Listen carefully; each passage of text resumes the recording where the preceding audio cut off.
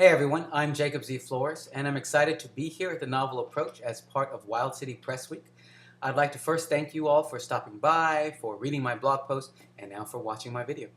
As you know, my new novel, Moral Authority, is considered dystopian gay fiction, where the government hands down moral laws that we are all expected to follow, and if you don't, bad things happen. Now, as a dystopian novel, the setting and the America of 2050 is far from idyllic. There are lots of horrible things that happen. But as I mentioned in my blog post, love can also be found in the most desolate of places. I'm going to be sharing an excerpt with you involving Bryan, who's one of the three main characters of the book. And Mark is the one that I mentioned in my blog post. And he's the one who truly understands what morality means and also truly represents what love is all about. Now, Mark has just gone through a rather horrendous ordeal, and now he's arrived at one of the most desolate places imaginable. All right, so let's get to the excerpt. On deck, he looked around at Provincetown Harbor. Boat slips surrounded the area, but there were no boats. At one time, Provincetown was home to many seafaring vehicles, both commercial and private. Now, the only boat was the one he currently stood on. No doubt all the other water transportation was forbidden, since Provincetown had been turned into a detainment camp. Forced by K3s, citizens and businesses relocated off the Cape.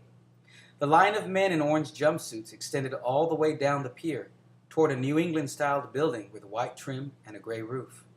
No doubt the building was once a visitor center or some official site for Provincetown tourism. Now, it was where the processing of prisoners occurred. It even had K3 guards standing sentinel along the white ramps, their weapons drawn and their muscles tense, anxiously awaiting the opportunity to shoot someone. He focused his attention instead on the cool sea breeze that continued to swirl around him, whispering to him that he wasn't alone. Mark then stepped off the metal plank used for disembarkation and onto the wooden slats of the pier. As he walked forward, Mark imagined what Provincetown might have been like a generation or two ago. Mark pictured the excitement his gay brothers in the past must have experienced upon exiting the ferries that used to shuttle them back and forth from Boston. When their feet touched these same wooden slats he now walked across in chains, they were no doubt liberated from their daily selves. He imagined their excitement, as opposed to his dread, about their arrival. Instead of being detained like Mark, they had arrived at a destination where they were the most free, where they could be who they truly were and express that without hesitation or fear of reprisal. He clearly saw them in the past, walking hand in hand as they hurried to join the rest of their kin at the local bars or shops. Each person they encountered was a potential new lover or friend. In the past, there were no limits here, no boundaries like the rows of chain link and barbed wire fences that extended as far as the eye could see along the beach in both directions. Provincetown was whatever they wanted it to be. It could be filled with dancing and debauchery, shopping and sightseeing, or relaxing and lounging, or it could be all those things. In fact, if he listened hard enough, he still heard the thumping bass beat of a long-ago silent speaker churning out the dance music to which the boys used to love to dance. The music drifted on the air currents, refusing to die, and challenging the present to ever erase the part of this town's past. The vibe was in the air. It was the essence of what Provincetown was, and what it promised to be again.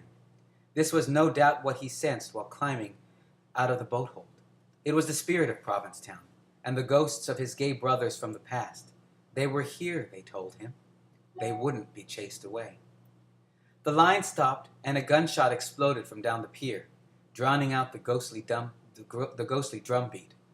Up ahead, a body fell to the pier. Blood pooled around the man's head and stained the wood on the pier a reddish brown. Another shot went off, and another body fell. Mark tried to avert his eyes, but he couldn't. The image was much too surreal to be real. He stared because his mind told him he was hallucinating. Another shot peeled, and another body fell. Then 3 shots, with 3 more bodies falling onto the pier. When Mark heard another shot, he turned away.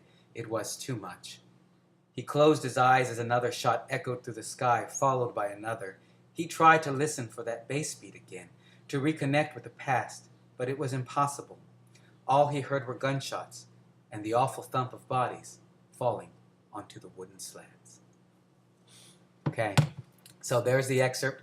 As you can see, Mark has not arrived in a very fun place. Provincetown today is a very fun place to be and to visit, but in the future it has been turned into something quite horrible. And even though Mark is in a truly terrible place, I hope you will follow his adventures and see what happens to Mark and how his love and his version of morality might make a difference in the lives of the men that he touched. Thanks again. Bye.